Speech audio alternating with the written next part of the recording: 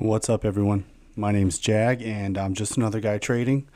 And today I've got a trade recap video for you guys. I'm going to keep it as short as I can, but I got a few things to go over.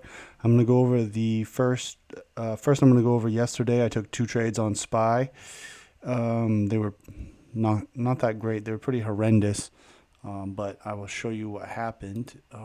So let's start there. So this is SPY yesterday. And I'm just going to kind of readjust this a little bit. Let me zoom in. And okay, so SPY, couple things. We have this is yesterday, Monday, March 20th, and we have FOMC Wednesday, March 22nd. So that's the first thing I need to keep in mind when I'm trading this. And whenever that happens, we expect the market to get choppy. And my mindset tends to be make a quick buck and get out. Unfortunately, what that does is it kind of gives you sort of a bias. You really kind of go into the market expecting something to happen instead of reacting. And that's been an ongoing thing for me the last week or so. So anyway, what we had was we had a key level up here in the 393. This is the 200-day moving average. So if you've seen my videos before, last week the 200-day moving average gave me some trouble trying to catch it. I was just chasing it all over the place. So when I saw it reject here a little bit early, I wanted to look for potential downside. And when it closed here below VWAP, I entered puts and obviously got stopped out. Market makers tend to do that, especially, I don't know, if they just know the levels and they know where you're at. Now, the thing that could have saved me, which I should have been paying attention to, is taking a trade under VWAP is not enough confluence to enter a trade, honestly. You need more. And if I would have spent another second instead of just jumping into this trade, I would have realized that if I go from this pre-market low up to my swing high, which was at the time was right here at the top of this candle. Whoops, it didn't stay. Let's see, right there. Look at how sweet that is. It pulled back right to that 0.236 retracement and then bounced. Had I pulled up my fib levels, I would have known not to take a short position there. Stupid. Unfortunately, I didn't learn my lesson. Once I saw, I was just dead set mentally on this 200, on this whole, pretty much this whole box, this 394 reject was just all over my radar, and I wanted it so bad. But we pushed up past the original 200 moving average here, and I waited for too much confirmation and basically missed my trade. I missed the reject here, and then if the price is trading down here off your reject level, you can't just jump in the middle. You got to look for the next area of support to break down before you can enter the trade. Again, VWAP. Break VWAP, enter puts, get stopped out, right? 2 stop outs. And again, what did we just learn? Pull up our fib retracements. Haven't you seen this level before, sir? Yeah, I've seen that level before. So now when I go to the new swing high of the day, look at where it bounced again, 0.382. Come on, man. You got to do better than that. You would have seen that this 0.382 needs to be broken. And then this pin bar right here gives you all the confirmation you need to not go short. Unfortunately, I was in puts, tried to hold it, again, what I do is, one of my strengths is kind of stopping losses quickly. However, it tends to bite me sometimes when I get out of a position too fast. What I've been trying to do is develop stronger hands, as they say, and try to hold the trade through. So once I entered this bad trade, I told myself, you got to wait for it to hold VWAP before you get out. And once this candle right here was formed, I got out of the trade. And both trades were about 20% loss. So it's about my hard limit. It's about as much as I want to lose. But 2 back-to-back, not good. So Anyway, and then we never really got the reject. We just chopped around small, very tight range all day. Should have known better. So that was yesterday, Monday. And then we'll go into today. It's only 1:30. Market's still open, but I'm probably done trading for today. So I'll show you what happened today. First of all, I took the morning today actually offered a lot of value. Let me see. I'm going to switch over to Tesla because I took Tesla this morning. And this morning we were watching Tesla above 190. So 190 on Tesla was right there. And I was looking for a quick scalp above 190, got in on the retest right there on that red candle and caught these candles here. And I sold a little bit early. I definitely was feeling some pressure after having a red day on Friday, having a red day on Monday, feeling some pressure to get some green. So I sold a little bit early, but caught a nice 20% on that trade for a quick scalp. So that was nice. And then let's see here. Let me check my activity. And then we did, we also, I was looking for Meta. So we had data today coming out at 10 a.m. So I was very cautious of that. We had Meta sell off. What I wanted to do, I really wanted to long Meta off this level. You can see this 195 was a previous support turned resistance right here at 195. And yesterday when I saw it break down, I was a little disappointed, but then it reclaimed it and then it gave you a really clean bounce. And I just kind of sat on my hands and watched it. And I wanted to enter long-term calls, but didn't want to give back any more money than I already had. And then obviously we had a sweet gap up overnight.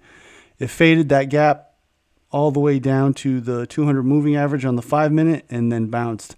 This was basically the 198, which was a key level on Meta. And let's see here, what time we were in this. I was in this trade for calls and 9:49. Let's see where that is, way back. Oh yeah, 200 bounce. That's where we were. So we were way back here on the 200 bounce before it even faded that whole way. At 9:49, knowing we had data come out, I was looking for a quick scalp up here. And what I got was basically I waited. This candle closed and then this candle formed and was about to close. And I just took that tiny little scalp there, which it did work out. It would have given me probably 30% on those two candles.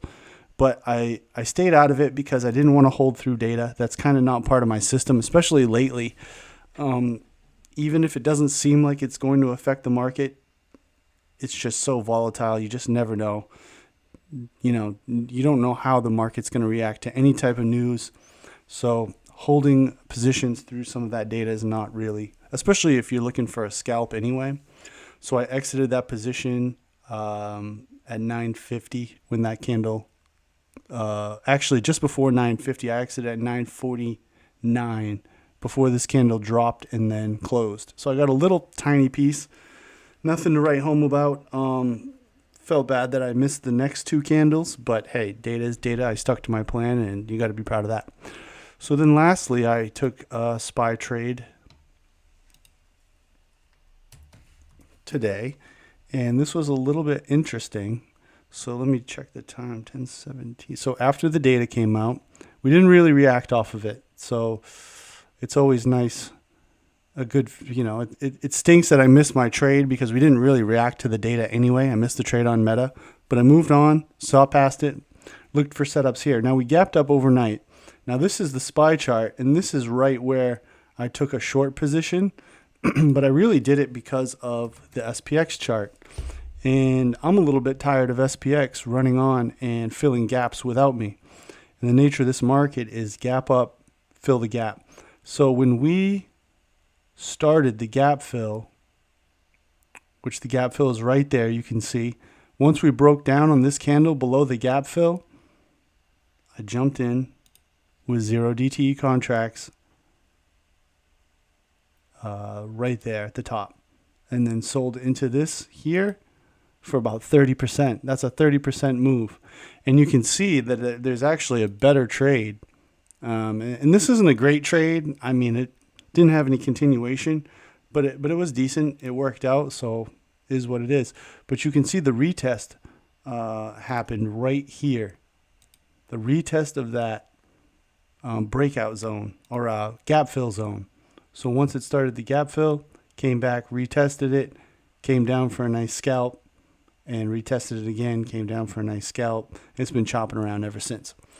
So that was 30%, actually 34% I made on that trade. So that was nice. And that's the type of trade I was looking for yesterday, 2 times, just quick, give me one candle and go. Now, I had no reason yesterday, oh, I'm below VWAP. What does that mean? It really doesn't mean anything. This time, you know, I had the SPX gap fill on my side, and if you look on the SPY chart as to what was happening during that gap fill, you can see that it's even a little bit cleaner. This candle here, this one candle is really all you needed to catch 20% and then a little extra 10% on the wick down there. So that's it. That's all I did today. I did actually miss, there was a lot of value. I did miss some trades. I just want to show you real quick some of these cleaner trades. I was watching AMD. What was it, 96? Was 96 the level? Yeah, 96 was the level. So 96 is right here. So 96 was a key level. Once I saw this bear flag, I was very tempted to enter the trade, and it worked out because I had the 200 moving average here, just a nice confluence showing weakness. Boom, got the move, and then came back, retested almost to the penny, and then sent it. And this is one that I really wish I would have entered. Didn't get in that one. And then the other trade that had value was Meta again. Meta came down for this 198 bounce. 198 was the key level we were watching, and I don't know where I was on this one. I mean, after a while, you just have to decide, are you going to trade or are you not going to trade? Because this setup was money, particularly after you see it bounce off the 200 moving average, create this pin bar. This is a great entry. Stop loss below 198. Take profit into structure. You know, your structure is right about here. You know, or you could use that 200 as a take profit level with the VWAP right there. That's all good confluence. So this was a very decent trade with a super risk to reward. You knew that it gapped up overnight, faded the gap, and then started to take some of it back. Meta was strong all morning. I mean, it was weak all morning, but it was strong the last few days, and it actually had I think it had a news upgrade. I think one of the banks moved it from a hold to a buy, and I don't know. There's been a lot of good catalysts with Meta. This was a nice trade to take. So anyway, those are the trades I was looking at, and also the trades that I took. If you guys have any questions about my charts or my strategies, feel free to leave them in the comments. I'll try to answer everything that I can. Like the video, subscribe. I'm going to try to do this as much as I can. It's mostly for me to journal my trades, but also if it can help somebody else out and, you know, network, that's a positive as well. If you guys see anything that I'm missing or you know something that can help me out, feel free to comment that as well, and I'll check it out.